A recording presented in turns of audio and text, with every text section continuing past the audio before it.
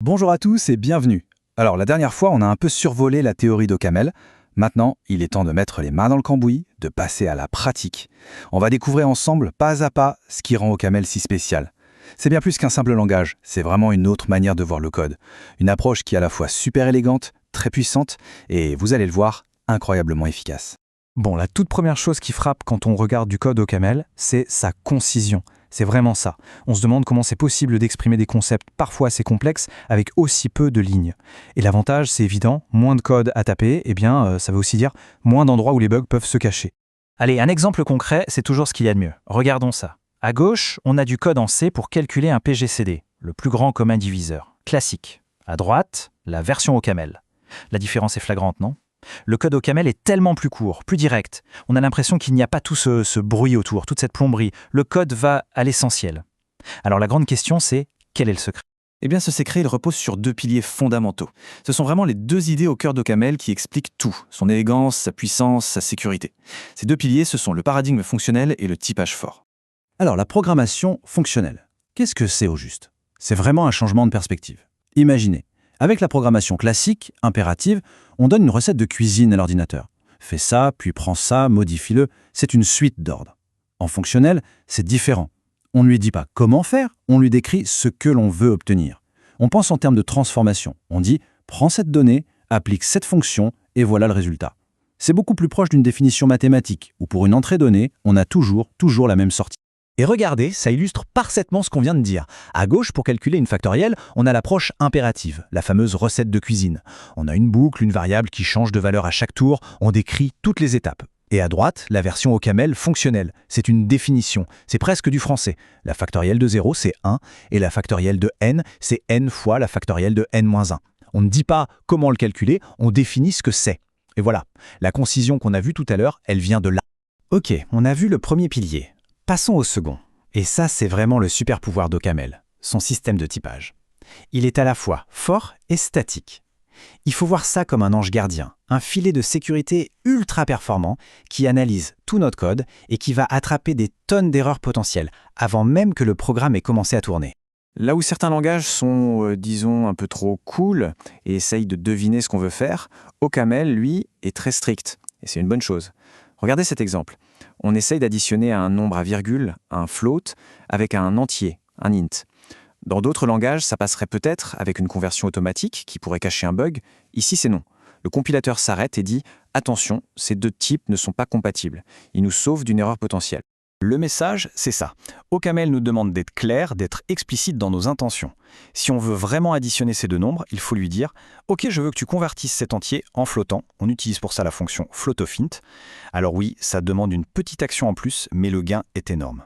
On obtient un code qui est beaucoup plus fiable, plus prévisible, on sait ce qu'on fait et le compilateur veille au grain, et ça permet de coder avec beaucoup plus de sérénité. Bon, assez de théorie. On a les bases. Voyons maintenant à quoi ça ressemble en vrai, quand on se lance et qu'on écrit nos premières lignes de code en Ocamel. Alors, notre premier outil, c'est ça, le top level. C'est l'environnement interactif d'Ocamel. On appelle ça un REPL pour Read, Evaluate, Print, Loop. En gros, c'est une console dans laquelle on peut taper du code et hop, on a la réponse tout de suite. C'est génial pour tester des trucs, pour apprendre, pour expérimenter, sans avoir à compiler tout en programme. Allons-y, du très simple pour commencer. On veut définir une variable. En Ocamel, on utilise le mot-clé let. Ici, let n égale 12. Et regardez bien la réponse du top level. Il nous dit val n, second type, entier, 12. Non seulement il a bien enregistré que n vaut 12, mais il a aussi deviné tout seul son type, int, un entier. C'est ça l'inférence de type. C'est magique, on n'a rien eu à lui préciser. Ok, une variable, c'est fait. Passons à une fonction, c'est tout aussi simple. Let f(x) égale x plus 1. On définit une fonction f qui prend un argument x et qui renvoie x plus 1. Et là encore, magie de l'inférence. Le top level nous répond val f int flèche int. Il a compris que comme on fait une addition avec 1, x doit être un entier, et que le résultat sera aussi un entier. Il a déduit toute la signature de la fonction, elle prend un int et retourne un int. Maintenant, attention, petit concept très important et super cool en Ocamel. On définit une fonction g qui additionne x et y. On pourrait penser que c'est une fonction qui prend deux arguments, mais en réalité c'est plus subtil. Quand on écrit let g x, y, on crée une fonction qui prend un seul argument, x. Et ce qu'elle retourne, c'est une autre fonction. Une nouvelle fonction qui, elle, attend le deuxième argument, y, pour enfin faire l'addition. Ça s'appelle la curification, et c'est un mécanisme extrêmement puissant qui offre beaucoup de souplesse. Bon, accrochez-vous bien parce qu'on va parler de la fonctionnalité qui fait briller OCaml, celle que tout le monde adore, le filtrage par motif, ou pattern matching en anglais.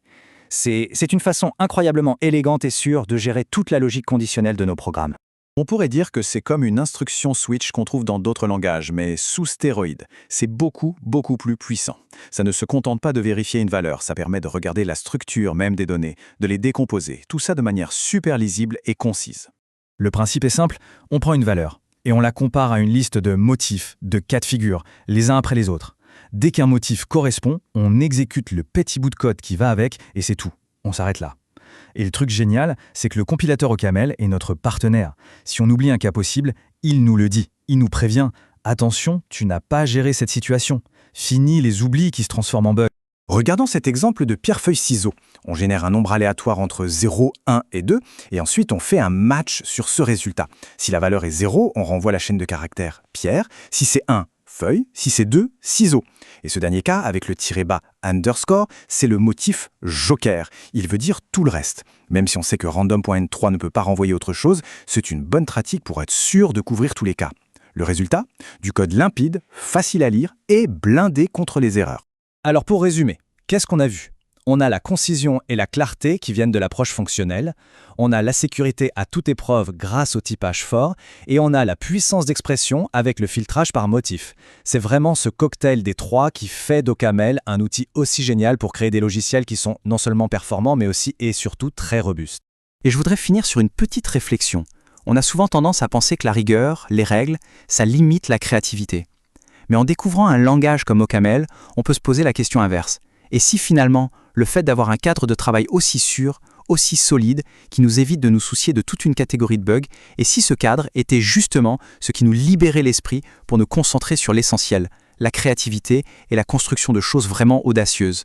C'est une idée intéressante, non ?